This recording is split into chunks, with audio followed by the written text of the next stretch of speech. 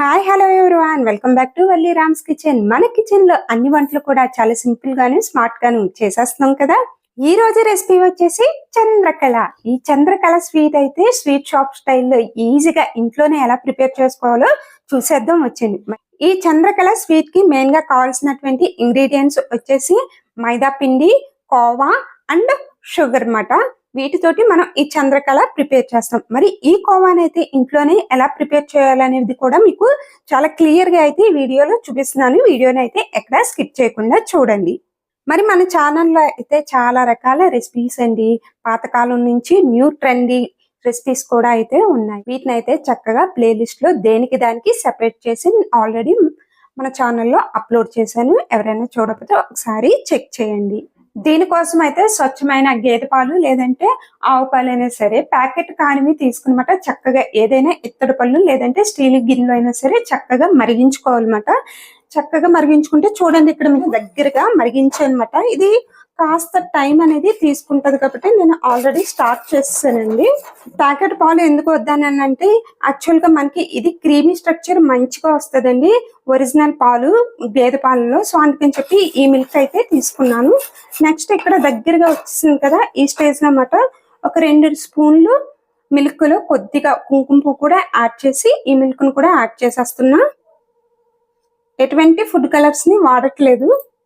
ఇక్కడ నేను కుంకుమ పువ్వుని సోక్ చేసుకున్నాను కదా, ఇదైతే గోరువెచ్చని మిల్క్ అండి. ఈ విధంగా అయితే చేసుకోవాలి. ఇక్కడ కోవా అనేది దగ్గరగా వచ్చింది కదా, ఈ స్టేజ్ లో 1 స్పూన్ వరకు షుగర్ ని అయితే యాడ్ చేసుకుంటున్నా.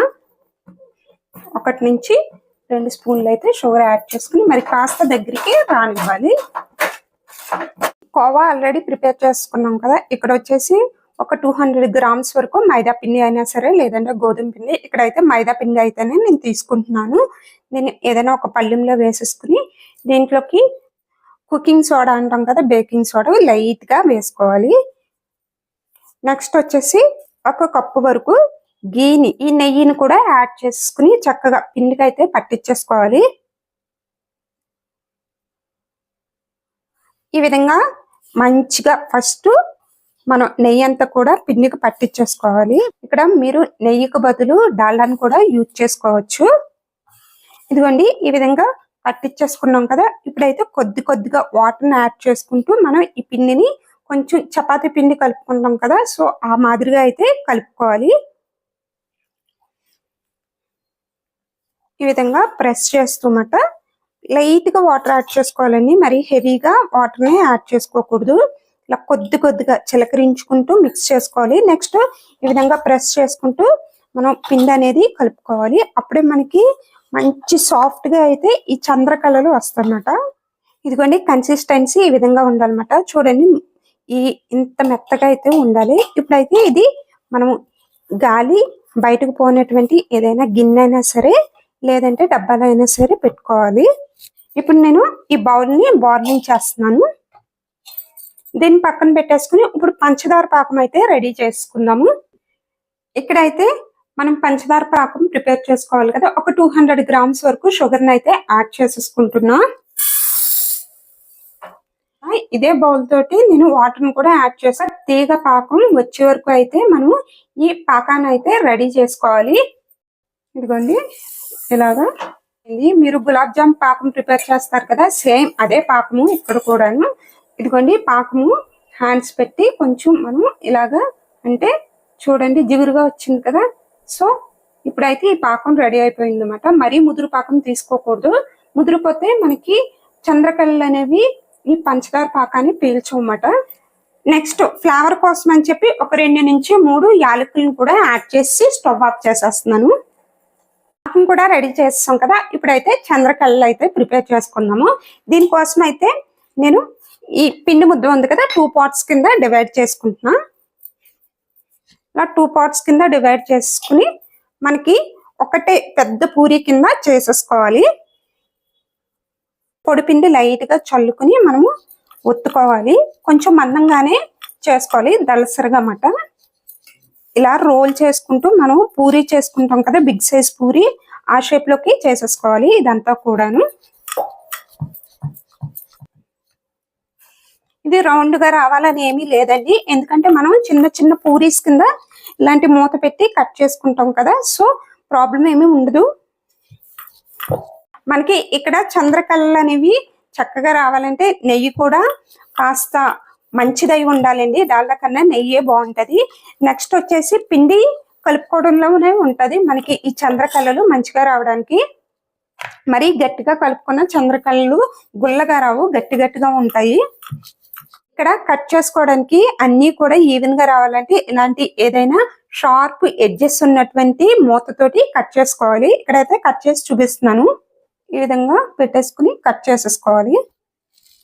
అదే విధంగా రిమైనింగ్ పూరీస్ కూడా కట్ చేసేస్తున్నాం. ఇది ఎక్సెస్ పిన్ ఉంది కదా, దీని అంతటిని తీసేస్తున్నాం. ఇదే విధంగా అన్ని పూరీలు ఒకేసారి రెడీ చేసుకోవచ్చు, లేదంటే రెడీ చేసినటువంటి పూరీలతోటి మనము ఈ చంద్రకళలు ఒత్తేసుకోవచ్చు. ఇప్పుడైతే ముందుగా రెడీ చేసినటువంటి కోవాని మిడిల్లో కొద్దిగా ప్లేస్ చేసుకుని ఇప్పుడు ఈ పైన మాట మనము వేరొక పూరీ తీసుకుని, ఇదిగోండి మందం ఈ మాత్రం మందం ఉండే విధంగా చూసుకోండి. పూరీ అనేది ఇలాగా కవర్ చేసేయాలి, రెండు కూడా కవర్ చేసేసి ఇప్పుడు ఈ ఎడ్జెస్ ఉన్నాయి కదా, ఒకసారి మనం ఫింగర్ తోటి ఇలాగా ప్రెస్ చేసుకోవాలి. వీటిని సూర్యకళ అని కూడా అంటారు అన్నమాట, ఎందుకంటే రౌండ్ గా వచ్చినాయి కదా. ఇదిగోండి రెండు పూరీలు కూడా చక్కగా కలిసిపోయినాయి కదా ఇక్కడ. ఇప్పుడైతే హ్యాండ్ తోటే మనము ఈ విధంగా అల్లుకుంటూ రావాలన్నమాట. లాస్ట్ టైం నేను పెట్టినటువంటి కజ్జికాయల వీడియో చూసినట్లయితే తెలుస్తుంది. సేమ్ అదే ఫోల్డింగ్ ఇక్కడ కూడా చేయాలి. ఇదిగోండి ఇలా అన్నమాట, చుట్టూ చక్కగా ఇలా ఫోల్డ్ చేసుకోవడమే, చిన్నగా చేసుకుంటూ రావాలి. ఇలా పీటని తిప్పుకోండి, పీట తిప్పుకుంటే మనకు కరెక్ట్ గా వచ్చేస్తుంది. దీనికైతే మౌల్స్ ఏమీ ఉండవండి, ఇలాగ చేత్తోనే చేసుకోవాలి. ఈ స్వీట్ వచ్చేసి ఇక్కడ శాంపిల్ కి 2-3 సైజులు అయితే చేస్తున్నానండి. ఫస్ట్ ఈ సైజ్ అయితే చేశాను కదా, తర్వాత నెక్స్ట్ సెకండ్ సైజ్ వచ్చేసి ఈ సైజ్ అయితే చేశాను అనమాట. ఇవిగోండి ఇవి ఫస్ట్ సైజ్ వచ్చేసి ఇవన్నమాట. మీకు నచ్చినట్టు అయితే చేసుకోవచ్చండి ఈ చంద్రకళలు సైజ్ అనేది.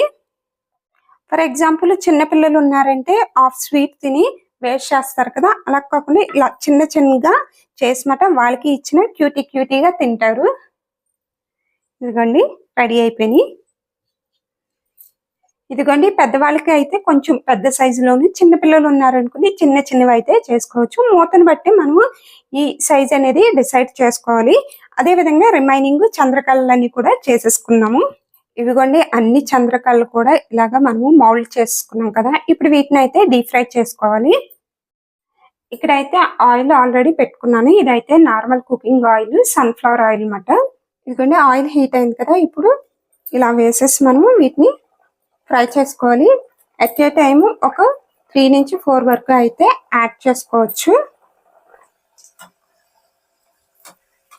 అటు ఇటు ఫ్లిప్ అవుట్ చేసుకుంటూ ఫ్రై చేసుకోవడమే, చాలా తొందరగానే ఫ్రై అయిపోతాయండి.